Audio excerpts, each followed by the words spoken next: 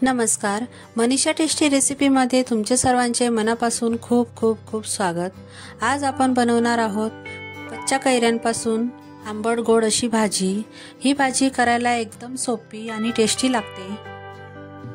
चला तर मग वेळ न घालवता आपण रेसिपीला सुरुवात करूया। इथं मी एक कलमी कैरी घेतलेली आहे व त्याच्या अशा फोडी करून घेतलेल्या आहे। मी मीडियम साइज मध्ये याच्या फोडी केलेल्या आहे। तुम्हाला वाटल्यास तुम्ही लहान मोठ्या साइज मध्ये फोडी करू शकता। आता आपण त्याला लागणारे साहित्य पाहूया। इथं मी एक कैरीसाठी 1 पाऊण वाटी गूळ घेतलेला आहे। गूळ मी किसून घेतलेला आहे।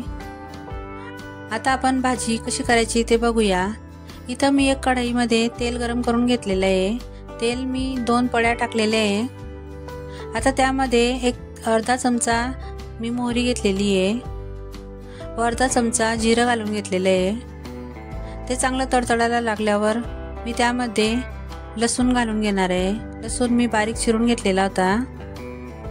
आता त्यामध्ये थोडासा हिंग मी टाकून घेणार आहे। हिंगामुळे भाजीला स्वाद फार छान येतो। आता त्यामध्ये अर्धा चमचा मी हळद घेतलेली आहे व 1 चमचा लाल तिखट घातलेला आहे। तिखट तुम्ही आवडीनुसार घेऊ शकता। आता त्यामध्ये 1 चमचा मी धना पावडर घेतलेली आहे। यांना चांगलं आता मिक्स करून घेणार आहे। यामध्ये मी कैऱ्यांच्या फोडी केलेल्या होत्या ते टाकून घेतलेले आहे व त्यांनाही आता व्यवस्थित आता त्या मसाल्यामध्ये मिक्स करून घ्यायचं आहे। हे बघू शकता, पूर्णपणे मसाला कैऱ्यांना आपला लागला पाहिजे।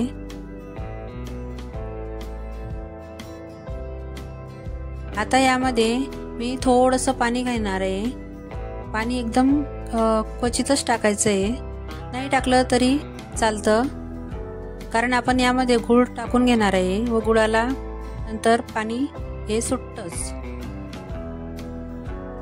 आता त्यामध्ये थोडंसं मी 1 चमचा मीठ टाकून घेणार आहे व आपण किसलेला गूळ आता मी यामध्ये ॲड करणार आहे। हे बघू शकता। आता त्याला चांगलं आपण कैऱ्यांमध्ये मिक्स करून घेणार आहे।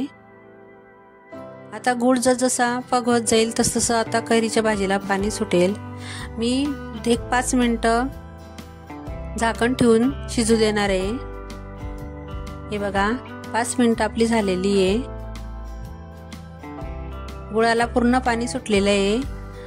हे बघा, आपली कैरी थोडी शिजलेली आहे, पण अजून आपल्याला 2 ते 3 मिनिटं यावर आपल्याला झाकण ठेवावं लागेल।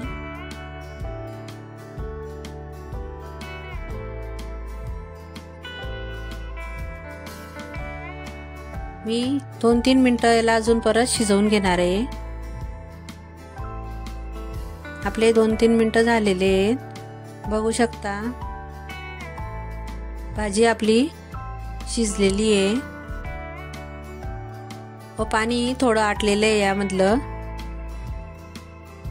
हे बघा, या पद्धतीनेच आपल्याला ही भाजी शिजवून घ्यायची आहे।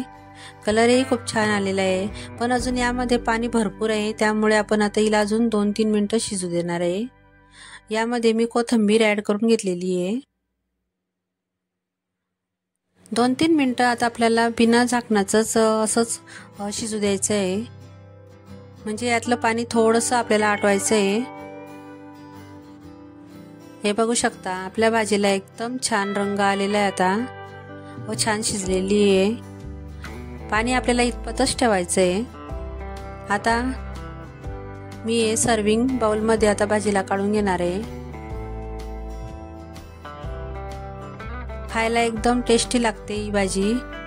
तुमच्या घरात जर भाजी शिल्लक नसेल किंवा भाजी करायला नसेल तर तुम्ही ह्या भाजी बरोबर पोळी खाल्ली तर खूप छान लागेल। ही भाजी करायला एकदम सोपी, झटपट होणारी आणि खायला एकदम टेस्टी लागते। तुम्हाला ही माझी रेसिपी कशी वाटली ते तुम्ही मला कमेंट करून सांगा। आवडल्यास लाईक करा, शेअर करा आणि सबस्क्राईब करायला मात्र विसरू नका। पुन्हा भेटूया अशाच एक नवीन रेसिपी सोबत। तोपर्यंत मस्त खा आणि स्वस्त राहा।